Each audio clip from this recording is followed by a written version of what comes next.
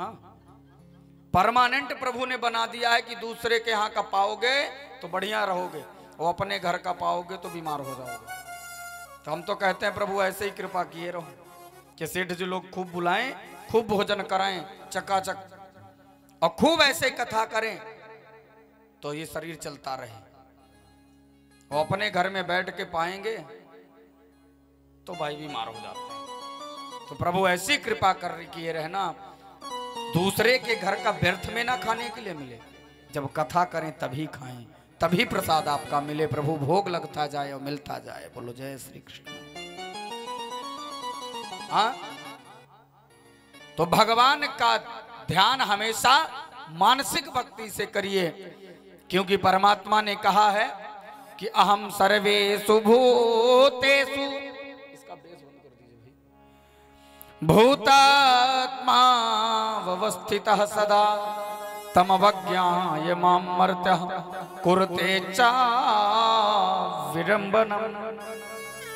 बोले मैं सब जगह हूं, मैं कण कण में हूं, सब जगह मेरा रूप है, मुझे सब जगह देखो। ईश्वर अंश जीव अविनाशी, मुझे सब जगह देखो, लेकिन ऐसा नहीं कि काम ना करो, मुझको ही देखने लगो। यदि हम ऐसे बन गए कि हम काम ना करेंगे, हम भगवान का पूजा बस करेंगे, जापे बस करेंगे, ये काम चोर का लक्षण है। सवेरे से उठे 5 बजे से बैठ गए, और जब तक बहू पूरा काम ना कर ले तब तक देखे, सास ने देखा कि अब किचन में पूरा कंप्लीट है, तब सास उठे पूजा करके, अब बना बनाया है, चलो। ऐसी पूजा नहीं होना चाहिए। हाँ, ये तो काम चोर का लक्षण है। इसलिए बढ़िया काम करते चलो, नाम रटते चलो, मुरली वाले को मन से रिझाते चलो, कृष्ण गोविंद गोपाल गाते चलो। कहा कि आप जो भी कार्य करिए, सब कुछ करते रहिए, लेकिन परमात्मा का ध्यान हमेशा रखिए। बड़ा सुंदर संवाद हुआ कपिल देव देवहूति जी में, और कपिल देव भगवान सुंदर शिक्षा देते हुए माँ को सुंदर प्रणाम करते हैं, और प्रणाम करके गंगा सागर में जाकर के विलीन हो जाते हैं। भगवान समुद्र का रूप धारण कर लिए, तो माँ देवहूति ने भी नदी का रूप धारण किया। क्यों? नदी की मंजिल होती है समुद्र से मिलना, जीवात्मा की मंजिल होती है परमात्मा से मिलना। तो भगवान आज कहां पहुंचे? गंगा सागर में जाके विलीन हुए, और मैया देवहूति भी सागर में नदी के रूप में परिणित होकर के और नदी से मिल गई। बोले कपिल देव भगवान की। कपिल देव भगवान का जो मैया देवहूति का जो कुल है, वो यहीं से विश्राम हो गया। माता देवहूति का वंश आगे नहीं बढ़ा, यहीं से विश्राम। इनकी जो अन्य 2 बहनें हैं, आकृति और प्रसूति, इनका विवाह आकृतिम पृचये प्रादात् अपि भ्रात्रा मतिम नृपा पुत्रिका धर्ममाश्रित्य शतरूपानुमोदिता। आकृति जी का विवाह रुचि प्रजापति के साथ हुआ, और इनके यहाँ स्वयं यज्ञ नारायण भगवान प्रकट हुए। बोले यज्ञ नारायण भगवान की। यज्ञ नारायण भगवान इनके यहाँ आए, और यज्ञ नारायण भगवान का विवाह दक्षिणा नाम की बिटिया के साथ हुआ। किसके साथ? यज्ञ भगवान का विवाह किसके साथ हुआ? दक्षिणा नाम की कन्या के साथ। इसीलिए यज्ञ में दक्षिणा आवश्यक होती। पत्नी यज्ञ कर रहे हैं अगर, तो पत्नी जरूर होनी चाहिए। हाँ, पत्नी के बिना पति का जीवन अधूरा, इसीलिए यज्ञ बिना दक्षिणा के अधूरा होता है। हम लोग सोचते रहते हैं महाराज पूजा कराने का पैसा काहे लेते हैं, कथा बोलने का पैसा काहे लेते हैं। भाई यज्ञ की पत्नी है दक्षिणा, और यदि दक्षिणा नहीं देंगे तो यज्ञ पूरा नहीं होता। इसलिए यज्ञ की पत्नी है दक्षिणा, यज्ञ में दक्षिणा परम आवश्यक होती है। तो महाराज इधर प्रसूति जी का विवाह ब्रह्मा जी के जो पुत्र हैं वो दक्ष हैं, और दक्ष के साथ प्रसूति जी का विवाह हुआ और इनके यहाँ 16 बेटियों का जन्म हुआ। दक्ष प्रजापति के यहाँ 16 बेटियों का जन्म हुआ। कितनी बेटियां? 16 बेटियां। 16 में 13 का विवाह बद्रीनारायण धाम में धर्मदेव के साथ विवाह हो गया। बद्रीनारायण धाम में विवाह हो गया इन 13 का, और श्रद्धा दया हरि श्री मूर्ति इत्यादि। बची 3 स्वाहा। स्वाहा का विवाह अग्नि नारायण भगवान के साथ, तो अग्नि में स्वाहा, इसलिए अग्नि में स्वाहा करते हैं। तो अग्नि नारायण भगवान का विवाह स्वाहा के साथ हुआ, और स्वधा का विवाह पितरों के साथ हुआ। और अंतिम बेटी कौन सी है? सती। सती का विवाह भगवान भोलेनाथ के साथ हुआ। बोले शंकर भगवान की जय हो। माता सती के साथ विवाह हुआ, और विवाह के बाद ब्रह्मा जी ने अपने पुत्र दक्ष को सभापति घोषित कर दिया। देवताओं का सभापति बना दिया। पद मिल गया, अभिमान आ गया। हाँ? पद मिलने से अभिमान आ ही जाता है। पद मिला, अभिमान आया। जब दक्ष का सम्मान समारोह हो रहा था, सब देवता आए सम्मान में। सब देवता सम्मान समारोह के लिए आए। सबसे बाद में 3 देवता आए, ब्रह्मा विष्णु और भगवान भोलेनाथ। और तब सभापति महोदय आए, दक्ष जी आए। और जब दक्ष आए तो सब देवता खड़े होकर के इनका स्वागत किए, सम्मान किए। 3 लोग नहीं खड़े हुए। कौन कौन? ब्रह्मा विष्णु और भगवान भोलेनाथ। दक्ष ने सोचा ब्रह्मा जी खड़े नहीं हुए, ये हमारे पिताजी। बेटा कितना भी बड़ा हो जाए, पिता तो पिता होता है। हाँ? विष्णु नहीं खड़े हुए, तुम्हारे बाबा हैं। लेकिन ये शंकर का ही नहीं खड़ा हुआ। हाँ? अरे ये तो हमारा दामाद है, और दामाद तो पुत्र के स्वरूप में होता है, ये क्यों नहीं खड़ा हुआ? लो, इसी बात पे अभिमान आ गया। ये गए और माइक लिए। प्रायः आप देखेंगे जो अध्यक्ष होते हैं, सभा के मुख्य होते हैं, उनका भाषण बाद में कृतज्ञता ज्ञापित करने के लिए होता है, आभार प्रकट करने के लिए होता है भाषण। लेकिन ये महोदय पहुंचे और मंच में जाते ही माइक पकड़ लिए, जाते ही चिल्लाने लगे, श्रूयतां ब्रह्मर्षयो में सहदेव सहाग्नयः साधूनां ब्रूतो वित्तम ना ज्ञानात् चमत्सरात्। बोले सुनो, साधु लोगों के बीच में असाधु लोगों को नहीं आना चाहिए। सब लोग देखने लगे, इधर कौन असाधु आ गया भाई, यहाँ कौन बुरा आ गया। बोले इधर उधर क्या देखते हो, अयम तो लोकपाला नाम यशोग्नो निरपत्रपा प्रेतावासेषु घोरेषु प्रेत भूत गणाधिपा। अरे इधर उधर क्या देखते हो, इस शंकर को देखो ना, ये संस्कार क्या जाने, ये सम्मान करना क्या जाने। अरे भूत प्रेतों के बीच में रहता है। नारद जी थे, नारद जी ने कहा जब इतना ही बुरा था तो फिर अपनी बिटिया काहे को ब्याह दिया। हाँ? इसने कहा ना ना ना ना, हमने नहीं किया, हमने नहीं किया, हमने नहीं ब्याह। फिर वो तो नारद जी ने शादी करवा दी।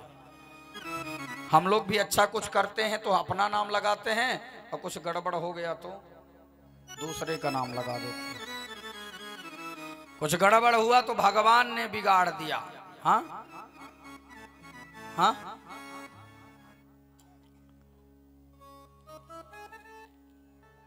हम लोगों से यही गलती होती है। उसने बिगाड़ दिया, विधाता ने हमारा, बाकी तो सब बढ़िया था। भगवान ने कहा अच्छा इधर भगवान भोलेनाथ का अपमान कर दिया जाने लगा। लेकिन शंकर भगवान का इतना बड़ा अपमान हो रहा था, शंकर भगवान चुपचाप बोले। शंकर भगवान ने सोचा ससुराल है, ये तो थोड़ी बहुत तीखी होती रहती है। अरे शंकर भगवान तो इतने प्रेमी हैं कि जब इनकी बारात गई तो स्वागत करने वाले भाग दिए और माता मैना आई आरती उतारने के लिए। जब आरती उतारने के लिए आई तो आरती उतारा, भोलेनाथ के गले में बड़ी मोटी सी चैन थी। जब आग ऊपर को गई तो आग से सर्प बड़ा डरता है, फुक्कार मारा, दीपक बुझ गई। शंकर भगवान ने सोचा अब हमारे गण हैं, अब इन्होंने अगर बुझा दिया तो माता मैना को बड़ा कष्ट हुआ, बड़ी ग्लानि हुई। तो जो थाली लिए थी, आरती की थाली लेके गई थी उतारने के लिए कि दूल्हा सरकार आए हैं, हमारे दामाद जी हैं, तो वो थाली पटक करके भोलेनाथ के सीने में मारा, बाबा के छाती में पटक दिया। सबको बड़ा बुरा लगा, बताओ इतना बड़ा अपमान सास कर रही है। भोलेनाथ ने तुरंत संभाला, ना ना ना ना, ये ससुराल की रिवाज है, हमारे यहाँ ये ससुराल की रिवाज है। भोलेनाथ ने मन ही मन में, तो उनको भी कष्ट हुआ होगा, लेकिन भोलेनाथ ने सोचा कि यहाँ की कोई परंपरा होगी कि जब सास दरवाजे में आती है दामाद की जमाई की आरती उतारने तो थाली पटक के मारती है। भोलेनाथ ने उस थाली को उठाया और गले से लगा लिया, हमारी सासू माँ ने दिया है। ये भोलेनाथ हैं, बुराई को भी अच्छाई देख लेते हैं, इतने भोले हैं, बुरा नहीं माने। लेकिन इतना अपमान किया इस दक्ष ने, बकरे की तरह इतना अपमान करना चालू किया। ये बात नंदी बाबा को नहीं जमी। नंदी बाबा ने कहा, अरे दुष्ट, हमारे स्वामी का अपमान करता है, जाओ हमारा श्राप है तुम्हें बकरे का सर लग जाए। श्राप दिया बकरे का सर लगने का। ये बात भृगु ऋषि ने सुना, बोले आपस में ससुर जमाई का झगड़ा तुम क्यों बीच में बोले, जाओ हमारा भी श्राप है, शिव के गण पाखंडी हो जाएं। शिव के गणों ने सोचा हम तो अपने स्वामी के सम्मान की रक्षा के लिए बोले, पर ये पंडित जी का ही हमारे बीच में बोले। तो शिव गणों ने श्राप दिया, जाओ हमारा भी श्राप है कि ब्राह्मण चाटुकार हो जाएं। अब लो, जहां सम्मान समारोह हो रहा था वहां श्राप समारोह चालू हो गया। सम्मान समारोह की जगह श्राप समारोह चालू हो गया। श्राप देने लगे एक दूसरे को। भोलेनाथ ने कहा सबका कारण हम ही हैं। दूसरे को नहीं नाम लगाया कि वो किया है, अपना नाम लगाया कि सबके कारण हम ही हैं, हम जब तक यहां रहेंगे यही होगा। भोलेनाथ तत्क्षण वहां से उठे, उठ करके सीधे कैलाश पर्वत को आ गए। नंदी इत्यादि भी पीछे पीछे आ गए। इतना अपमान दक्ष ने बाबा का किया, लेकिन दक्ष का जो पाप है, दक्ष का जो क्रोध है, वो अभी तक शांत नहीं हुआ। तो दक्ष ने क्या किया, एक यज्ञ का आयोजन किया और यज्ञ में दुनिया को बुलाया, जगत को बुलाया, लेकिन बाबा को नहीं बुलाया। जब बाबा को नहीं बुलाया, अब देवता लोग वहीं से आते और पानी पीने कहां पहुंचते, कैलाश पर्वत में। अपना अपना विमान वहीं खड़ी करते। हम लोग भी ऐसे ही करते हैं ना। दो भाइयों का आपस में झगड़ा हो या पड़ोसी से कोई बात हो तो हम लोग पड़ोसी के पास जाएंगे। पड़ोसी के यहाँ बैग उतार रखेंगे, पड़ोसी के यहाँ चप्पल जूते उतारने जाएंगे। आप नहीं चलोगे क्या? अब वो कहेगा आप चलो, हम आते हैं।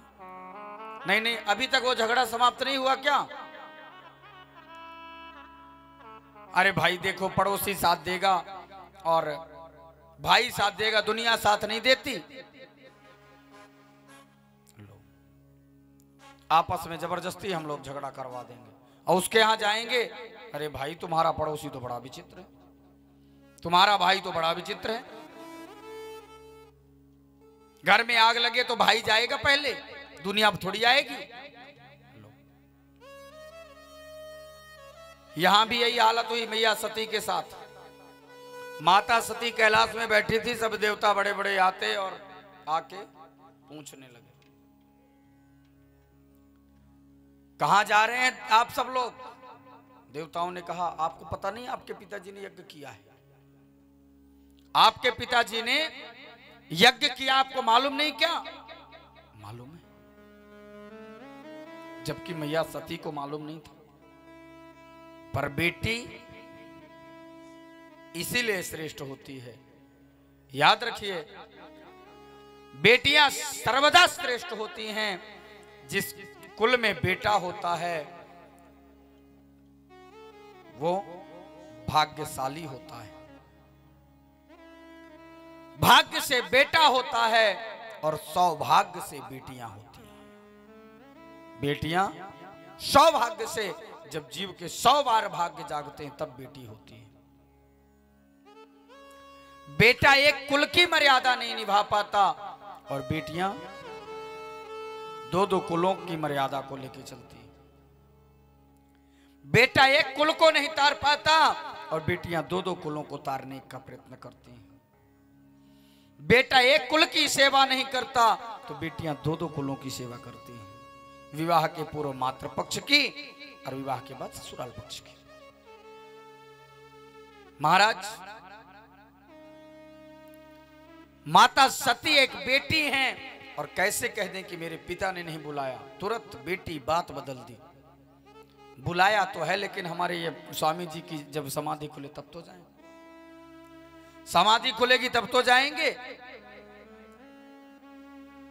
माता सती को दुख तो बहुत हुआ कि मेरे पिता ने इतना बड़ा यज्ञ किया और मुझे नहीं बुलाया।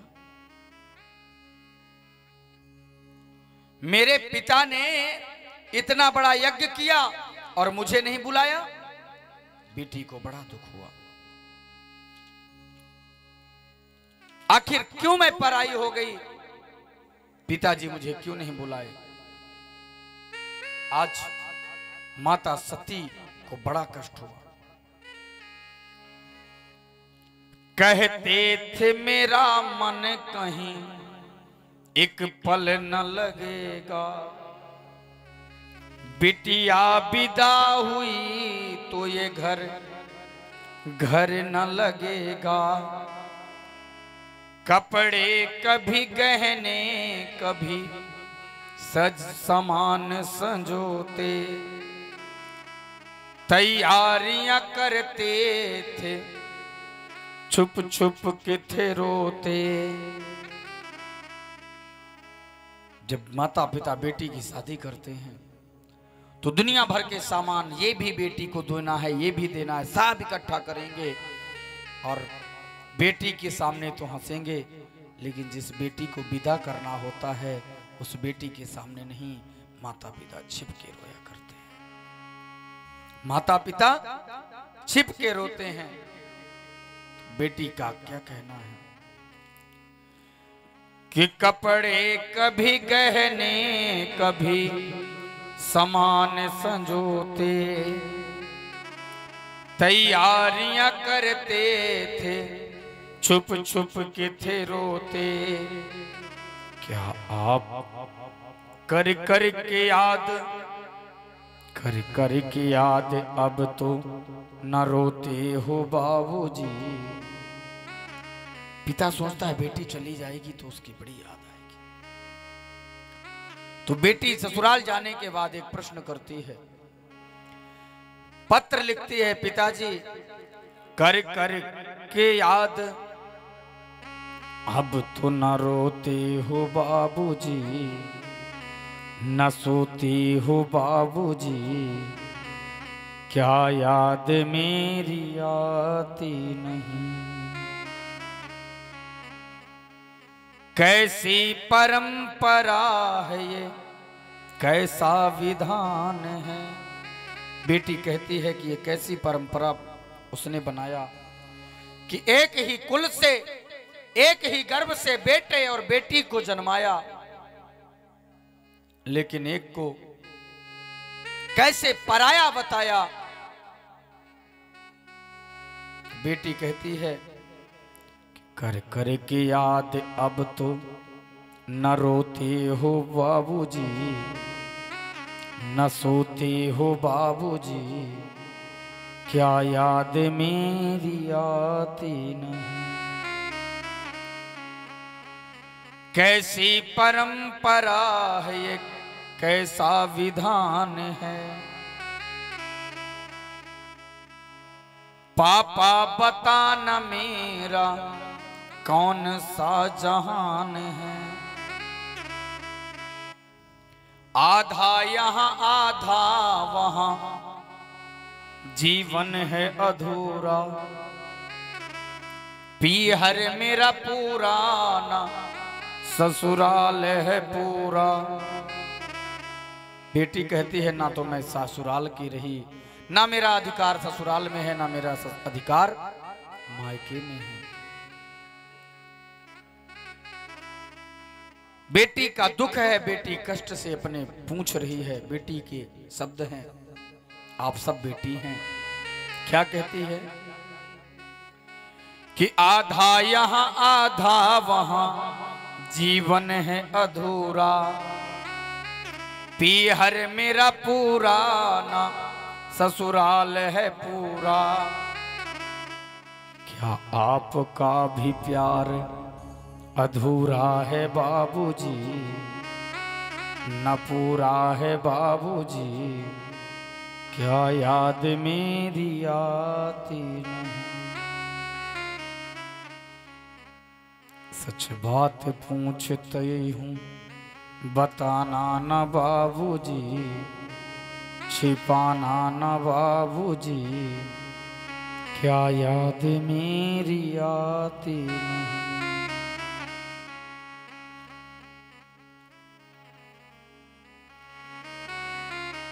आज बड़ा दुख हुआ है बेटी को, माता सती को। आज माता सती अत्यंत दुखी हुई और माता सती